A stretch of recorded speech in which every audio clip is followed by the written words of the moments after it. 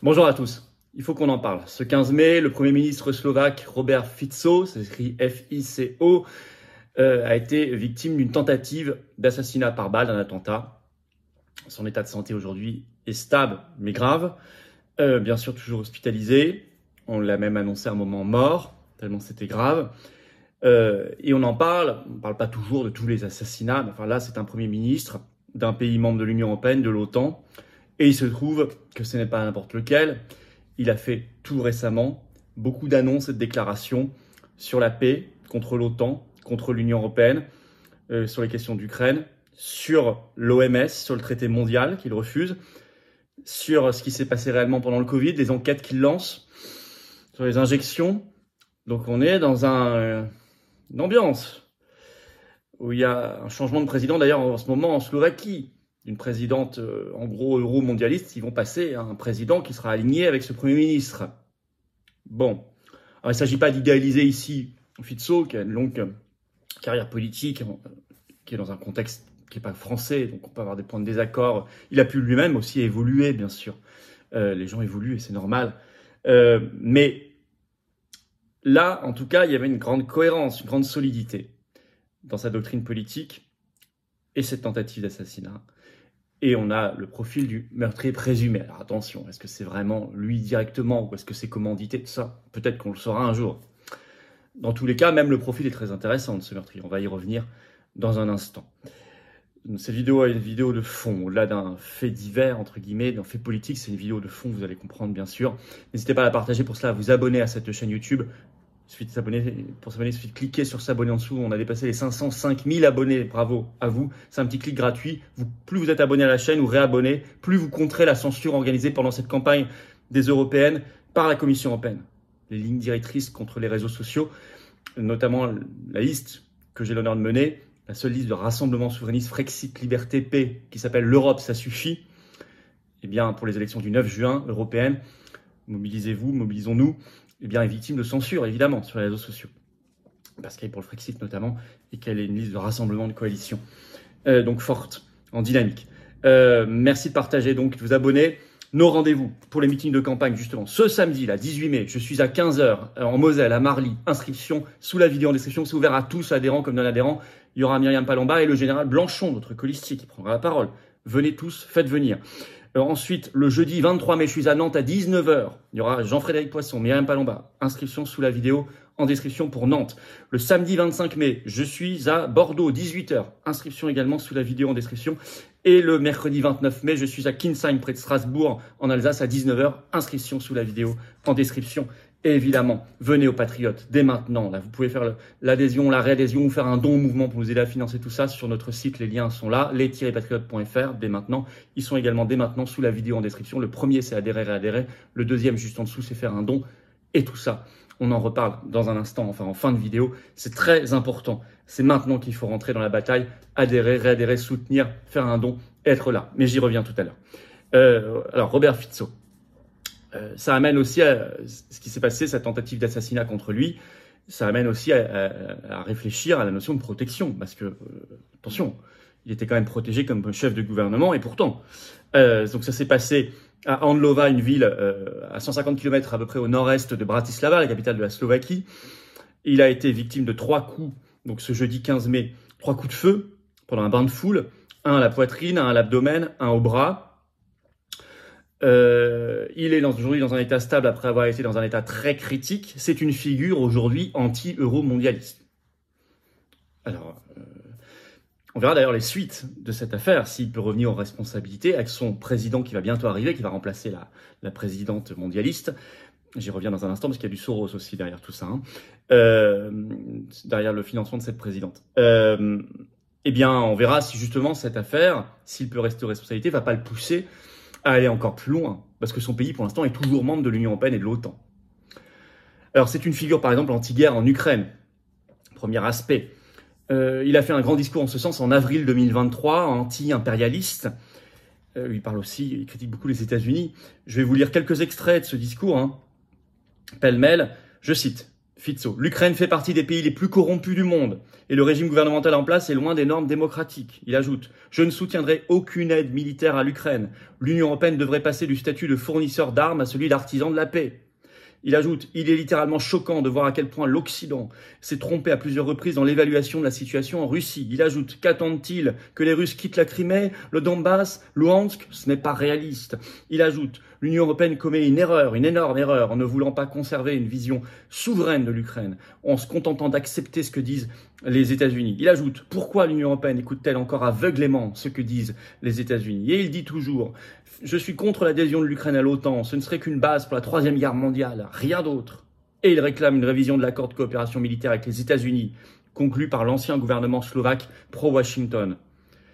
Tant que je serai à la tête du gouvernement slovaque, il dit, je n'accepterai jamais qu'un pays soit puni pour avoir défendu sa souveraineté. Ils se taisent parce qu'ils ont peur d'être punis par Bruxelles et Washington. Nous sommes sur une pente glissante, dit-il enfin, qui peut être non seulement politiquement mais aussi économiquement destructrice pour l'Europe. Bon, c'est pas du Macron, c'est pas du Attal. C'est pas non plus, d'ailleurs, vous remarquerez, ces discours-là sont pas tenus en France ni par Bardella, ni par Bellamy, ni par Manon Aubry, ni par Marion Maréchal Reconquête, tout ça. Ce sont des discours anti-euromondialistes. Hein. Alors, il avait déjà été 2 fois Premier ministre, première fois entre 2006 et 2010. Et selon un article de 20 minutes qui est sorti là ce 15 mai, je cite, il avait également tirer profit, alors écrit 20 minutes parce qu'il ne l'aime pas, de la crise financière mondiale de 2008 et 2009 pour renforcer sa popularité en refusant d'imposer des mesures d'austérité. Et je peux vous assurer que refuser d'imposer des mesures d'austérité en 2008-2009, c'était déjà être anti-mondialiste, hein, parce que c'était vraiment ce que demandaient les grands banquiers, le FMI, l'Union européenne, etc. Puis il a été Premier ministre entre 2012 et 2018. Il a dû donc gérer la grosse crise migratoire de 2015 en Europe. Et là, toujours 20 minutes, je cite, « Monsieur Fico a adopté une prise de position ferme à l'égard des migrants, critiquant le programme européen de quotas visant à redistribuer les réfugiés, qui a été récemment mis dans le droit européen par ces fameux pactes migratoires, contre lequel on ne peut lutter qu'en quittant l'Union européenne. Ce que la liste que j'ai l'honneur de mener, l'Europe ça suffit, propose, puisqu'elle propose, elle met au centre le Frexit, la sortie de la France de l'Union européenne. Donc là aussi, refuser la redistribution des migrants, etc., c'était très anti-mondialiste et anti-européiste déjà.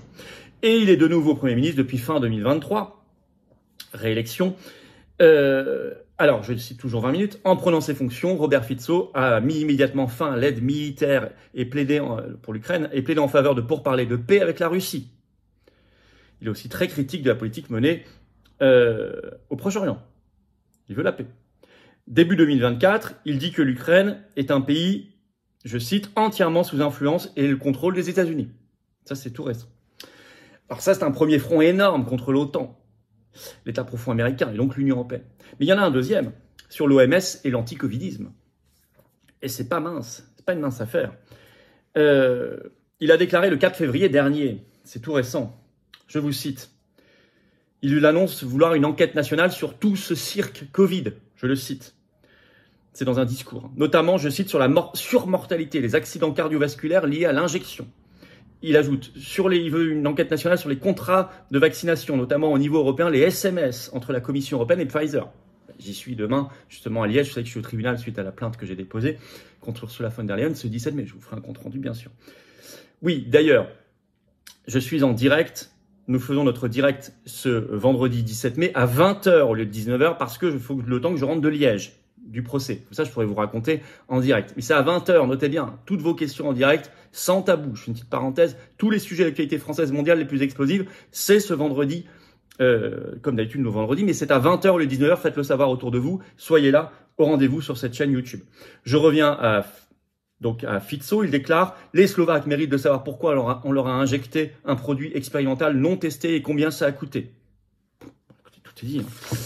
Donc il a lancé cette enquête nationale et en novembre dernier, il déclare son opposition au traité mondial sur les pandémies de l'OMS. Il déclare que ce traité, je cite, est une absurdité inventée par des sociétés pharmaceutiques avides. Il dit que son parti politique, qui est majoritaire, ne soutiendra pas le renforcement des pouvoirs de l'OMS aux dépens des États souverains en matière de gestion de santé. Là aussi, c'est clair. Bon. Alors, qui l'aurait assassiné? Parce que vous savez, parfois on vous désigne tout de suite une personne, ça a été le cas là. Et puis en fait, bon, c'est peut-être effectivement la personne qui a réalisé l'acte. Là, ça semble pas être, il semble pas y avoir de doute puisque ça a été de toute façon filmé. Mais est-ce que derrière il est seul? Bon. En tout cas, la personne désignée, elle a déjà un profil très intéressant. C'est Juraj Chintula, présenté comme un écrivain de 71 ans, progressiste. En France, on dirait macroniste, mais ils disent, les macronistes eux-mêmes se qualifient de progressistes. Partisan en tout cas du parti de l'actuelle présidente slovaque qui finit son mandat, parce qu'elle a perdu, enfin c'est un nouveau qui va la remplacer. Bon, enfin, elle finit son mandat, elle s'appelle Zuzana Kaputova, on va y revenir. Le parti libéral Slovaquie progressiste, lui il n'est pas partisan de ce parti, très anti-Fico. Il a beaucoup de déclarations agressives et haineuses sur ses réseaux sociaux contre Fico. Il a un parti pro-Zelensky et OTAN dans ses déclarations publiques. Ce qu'on pourrait appeler, si vous voulez, des méthodes, donc ces méthodes très, il veut tuer, donc c'est des méthodes d'extrême centre, comme on dirait, vous voyez, c'est le plus dangereux. Alors, cette Zuzana Kaputova, l'actuelle présidente, alors qu'à formellement, tout le monde a condamné, attention, l'attentat contre Fico, y compris elle, y compris d'ailleurs l'Union européenne, y compris le président Biden, etc., y compris Macron, tout ça. Alors, elle finit son mandat, elle était la présidente de la Slovaquie depuis mars 2019, elle est bientôt remplacée, je vais vous en parler. Et il y a un article toujours en ligne qui était sorti sur elle du Guardian, qui date du 2 novembre 2019, donc à l'époque quelques mois après sa prise de fonction, et je cite, il est écrit dedans, « Elle a reçu des subventions de la fondation Soros ». Elle a reçu des subventions de la fondation Soros. C'est dans The Guardian 2 novembre 2019. Donc voilà l'ambiance autour de la personne qui en tout cas a tiré sur Fico.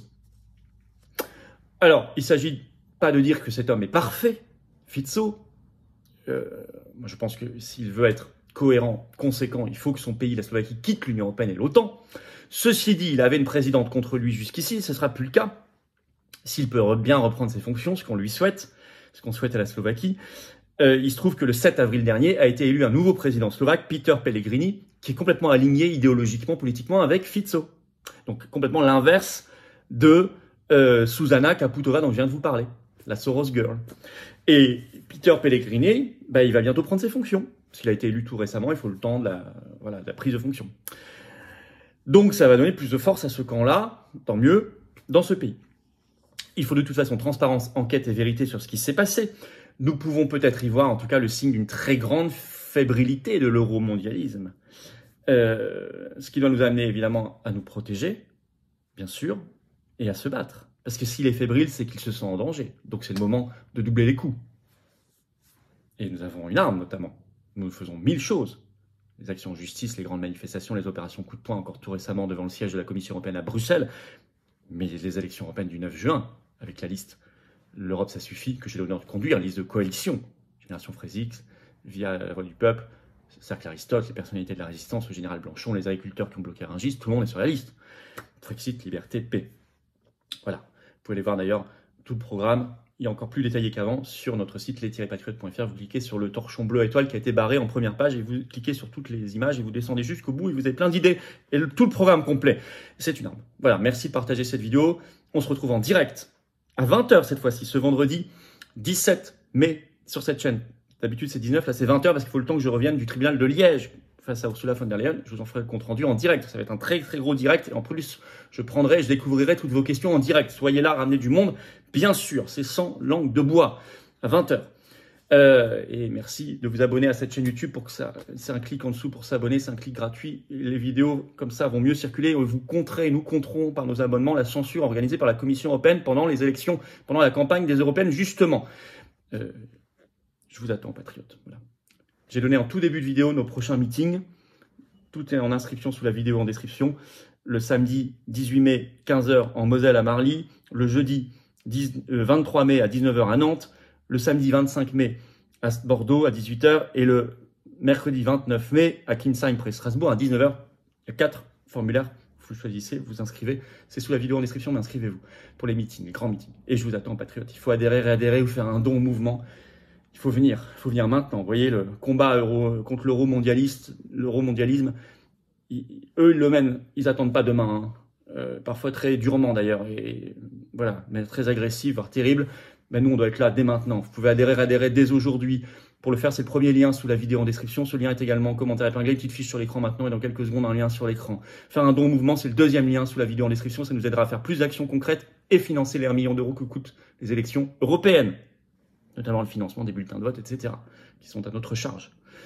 Et tout ça, c'est défiscalisé aux 2/3 de vos impôts. L'adhésion, la réadhésion, le don, ça fait baisser vos impôts, concrètement. Vous mettez 100 euros, ça enlève 67 euros de vos impôts. Vous mettez 1000 euros, ça enlève 667 euros. Vous mettez 10 euros, ça enlève 6,67 €, etc. Énorme bravo aux donateurs, aux réadhérents. Bienvenue aux nouveaux adhérents patriotes et vive la France.